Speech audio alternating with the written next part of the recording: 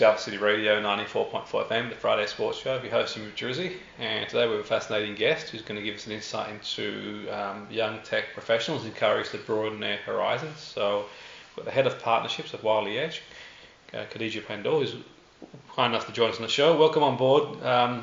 Great to have you on the show. Hi, thank you so much for having me. Okay, so it's quite an interesting research, but I suppose if we sort of start with why the tech sector is really attractive to young people. What sort of attracts young people to the tech sector?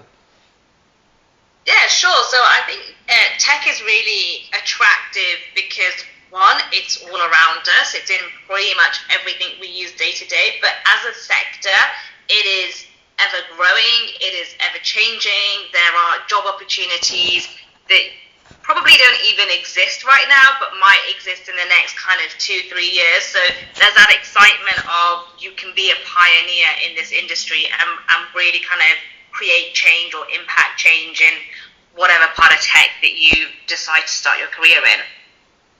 That's interesting how you sort of mentioned there. There's these sort of jobs possibly in the pipeline that may not exist now. So, but in terms of, say, getting the foot in the door, I mean, it seems to be a lot of people do struggle to get their foot in the door. Is there any sort of reason why you think that's the case? Yeah, I think it's to do with the perception of the industry. We know that over half of this kind of upcoming generation would like to work in tech, but when they think tech, they think big tech businesses.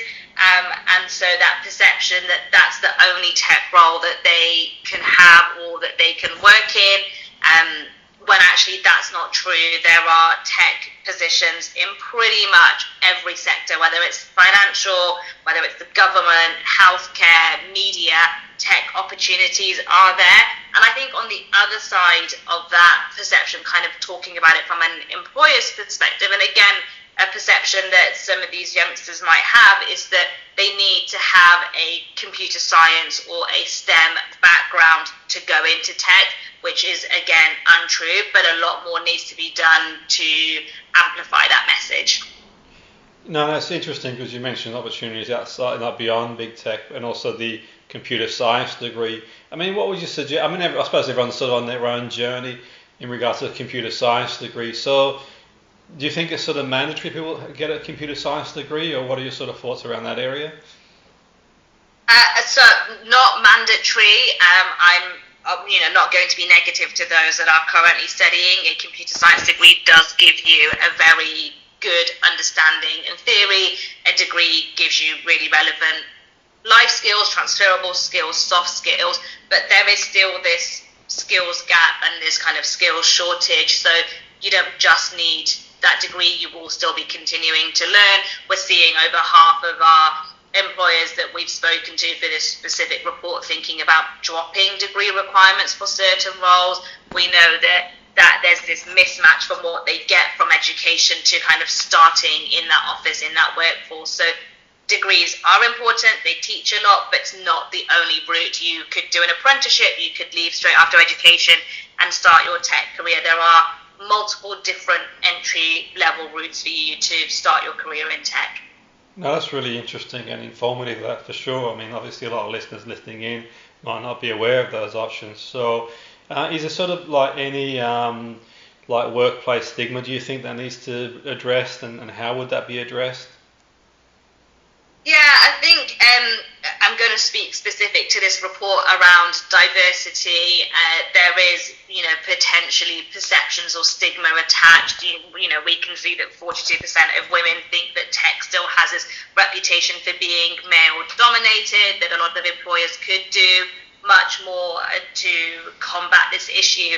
However, I think the positive side of this is that employers do understand that, they do accept that there's a lack of gender diversity. We can see that 30-odd% accept that there's a lack of neurodiversity in this sector as well, but that those that are making changes and those that are changing, whether it's their application process or whether it's supporting individuals once they've applied and they're in and retaining them, 96% of those businesses are seeing a positive impact, and nearly 100% of employers have implemented a diversity initiative. So the stigma is there. We see the headlines, we know the headlines, but the other side of that is that those that are understanding and accepting are making positive changes.